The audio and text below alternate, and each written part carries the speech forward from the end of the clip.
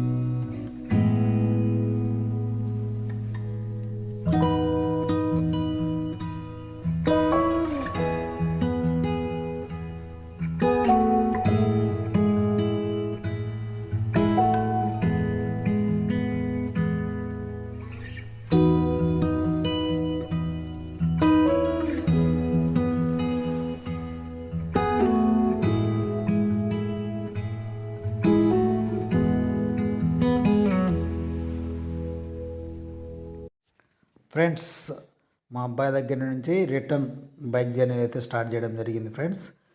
కరెక్ట్గా ఎగ్జాక్ట్గా నాకు 3 hours అయితే పట్టింది. Up and down 300 kilometres friends. So ఈ వీడియో మీకు నచ్చినట్టయితే లైక్ చేయండి, షేర్ చేయండి, సబ్స్క్రైబ్ చేయండి. Please subscribe.